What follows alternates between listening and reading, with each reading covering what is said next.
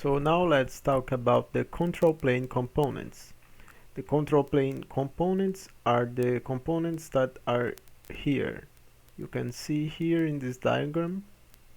So the control plane components make global decisions about the cluster, for example scheduling, as well as detecting and responding to cluster events, for example starting up a new pod when a deployment's replicas field is unsatisfied. Control plane components can be run on any machine in the cluster.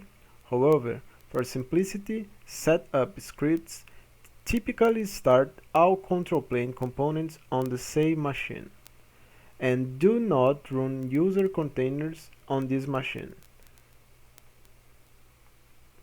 And first of all, we have the Kube API server. The API server is a component of the Kubernetes control plane that disposes the Kubernetes API, and the API server is the front end for the Kubernetes control plane. The main implementation of a Kubernetes API server is the Kube API server. Kube API server is designed to scale horizontally, that is, it scales by deploying more instances. You can run several instances of Kube API server and balance traffic between those instances. Now we have the etcd. etcd is a consistent and high available key-value store used on Kubernetes backing store for all the cluster data. If your Kubernetes cluster uses etcd as its backing store, make sure you have a backup plan for those data. You can find an in-depth information about etcd in the official documentation of etcd. Okay? We also have the Kube scheduler. It is a control plane component that watches for newly created pods with no assigning node and then selects a node for them to run on. Factors taken into account for scheduling decisions include individual and collective resource requirements, hardware, software policy constraints, affinity and anti-affinity specifications, data locality, inter-workload interference, and deadlines.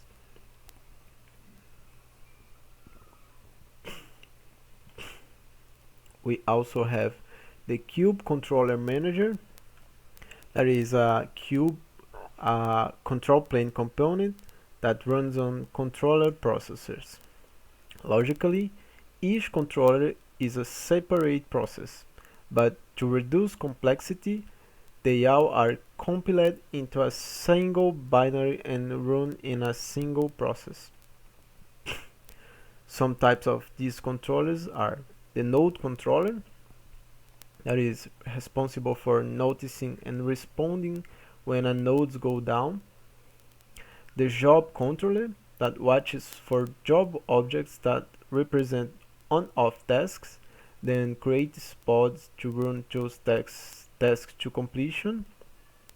The endpoints controller that populates endpoints object, that is, joins services and pods. The service account and token controllers. It is responsible for create default accounts and API access tokens for new namespace. We also have the Cloud Controller Manager, that is a Kubernetes control plane component that embeds cloud-specific control logic. The Cloud Controller Manager lets you link your cluster into your cloud provider's API and separates out the components that interact with that cloud platform for components that only interact within your cluster. The Cloud Control Manager only runs controllers that are specific to your cloud provider. If you are running Kubernetes on your own premises, or in a learning environment inside your own PC, the cluster does not have a cloud controller manager. As with the Kube Controller Manager, the Cloud Controller Manager combines several logically independent control apps into a single binary that you run as a single process. You can scale horizontally, so running more than one copy, to improve performance or to help tolerate failures.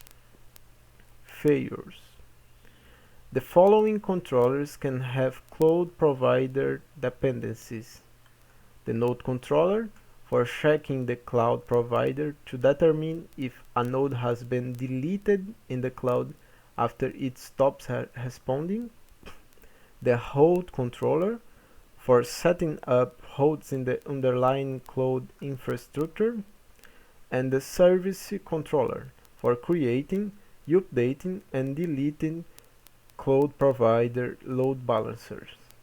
That's it for today. Thank you so much.